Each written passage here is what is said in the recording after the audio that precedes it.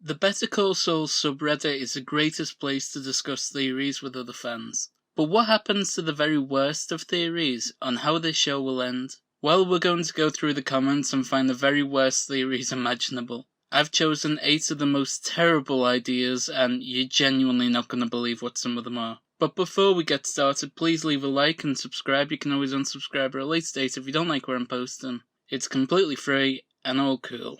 Right. It's showtime, folks. So the problem with reading these theories and looking for the very worst ones is that the ending of Game of Thrones was predicted by fans, who all labelled the ending to be too ridiculous to be true. Then the dragon destroyed the Iron Throne because he understood symbolism. It honestly makes a lot of these ideas rather terrifying. But what if one of them turns out to be true? Besides, some fans already predicted that Lalo will be buried under the lab, so who's to say they can't be right a second time? Let's jump into it. Number 8. The Wendy Theory. Now, the Wendy Theory is one of the most ridiculous on this list, but I wanted to mention it first because it is one of the oldest ideas for how the show would end.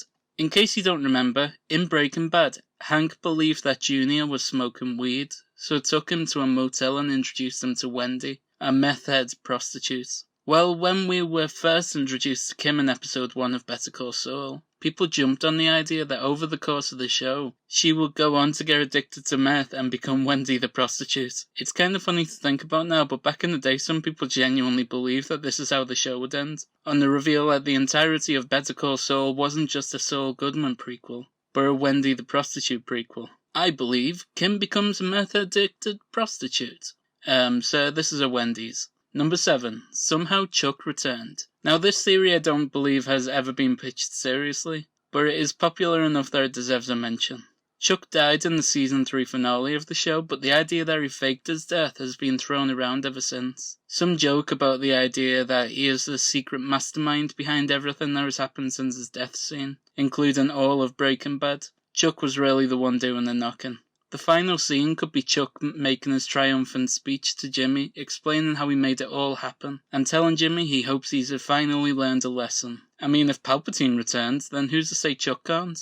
On a kind of related note, one Redditor also joked that Chuck could return in the form of a ghost in the final episode, and he, Howard, and Nacho will visit Saul on Christmas Eve like Scrooge, and enlighten him just as a ghost in the Christmas Carol by Charles Dickens. He awakes on Christmas morning to begin mending his ways. For sure one of the most silly ideas out there. I think we're safe on this one. Number 6. It was Agatha all along.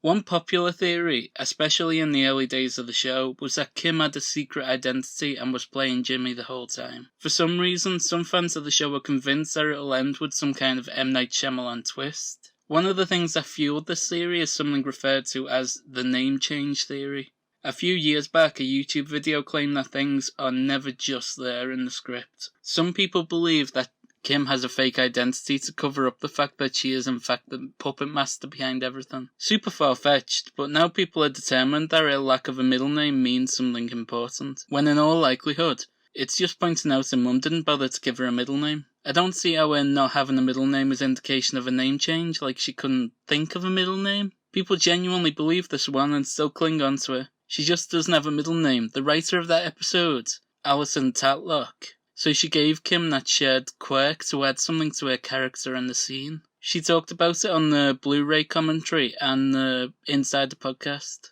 It was always something to which fans added way more importance to than the people on the show intended. Not everything is a machine gun in a trunk. Another theory about Kim being a more important player in the game comes in the form of the idea that she is secretly working for Gus. Apparently we didn't see Kim in the Breaking Bad timeline because she was secretly cooking the books for Gus. It tracks her work from Mesa Verde and a conversation with Lalo where she tells him about offshore accounts, to her setting up all the off-book stuff for Los Polos. I swear to God, if the show does a 180 and ends with this reveal, I'll be fuming. Some people believe that the remaining 4 episodes after Fun and Games would just be a retelling of Breaking Bad from Saul's perspective. Just retelling the story we've already seen in another show seems like genuinely the worst way to wrap up this great show. Especially if the only reason for this retelling is to reveal that Kim was involved in Breaking Bad and she was standing there out of frame the entire time. Number 5. The Lalo Theory. A couple of months ago, one theory suggested that the show would end with the reveal that Lalo survived to the Breaking Bad era, working in the shadows as the true villain of the whole series. It was too out there for a show like this, but then again people clung onto that one, even after Gus hid the gun in the lab. Interestingly, I thought Lalo being buried under the super lab was a bit crazy when people first thrown the idea around, but it actually made sense in the end and definitely adds a spookier atmosphere to those scenes in Breaking Bad. Lalo still being alive in Breaking Bad makes absolutely no sense, just because there's no way he wouldn't react or seek revenge to all those dead Salamancas. Number 4. The Scholarship. Remember when Chuck died and Jimmy was put on the board of people who would determine who got a scholarship using Chuck's money?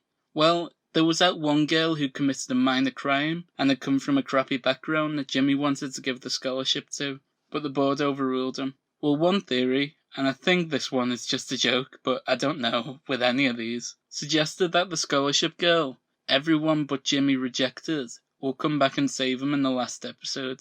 This reminds me of how if you save that one android in the start of Detroit Become Human, he will sacrifice himself to save Marcus towards the end of the game despite not having appeared since he saved him. It worked in that game because the entire premise is about how your choices have consequences, but I can't see it working for this show. Number 3. Walt's Revenge. Unfortunately, this is one that people genuinely believe. There are theories about Walt tracking down Gene in Omaha while travelling back to Albuquerque. It just never served any purpose to either character's story in Breaking Bad or Better Call Saul. As far as I'm concerned, it was over in the basement of Ed's vacuum shop between them. Of course, a more glaring issue here is the fact that Walt is dead, but these fans won't let a small fact like that ruin a good theory. Number 2. Huell eats Kim. Now this is a genuine joke ending that is constantly made over on the subreddit and on OK Buddy Chicanery, and it's probably my favourite one. This was made in reference to the fact that the actor who plays Huell has lost a lot of weight since filming Breaking Bad. So when he starred in Better Call Saul as a thinner man, the timeline reverses what happened in real life. Huell gains a bunch of weight in only a few years' time. This birthed the Huell eats Kim and gets fat for Breaking Bad theory. Ridiculous, I know. It would be funny though. Number 1. Defending himself. The top of the list of terrible endings is a theory that I see bandied about quite often. In the finale, Jimmy will defend himself in court and win. I honestly couldn't think of a worse finale if I tried. Huell eating Kim in the final episode would be a better ending. I am against Jimmy defending himself in court, but the final episode of the show being about his trial is quite possible. The show hasn't done much in terms of courtroom drama, instead focusing on more comical scenes in the courthouse. But who would be his lawyer? It can't be Kim, she's quit. Chuck and Howard are dead. Alan Shaw and Denny Crane are from a different show. But if he's going to be defended by a lawyer from another show, then why not introduce Charlie? Granted, he specialises in bird law, but he could give it a crack.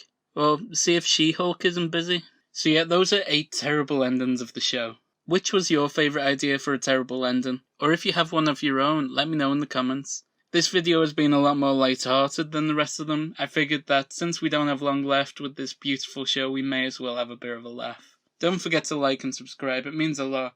You can always unsubscribe at a later date if you don't like what I'm posting. It's completely free. Bye folks.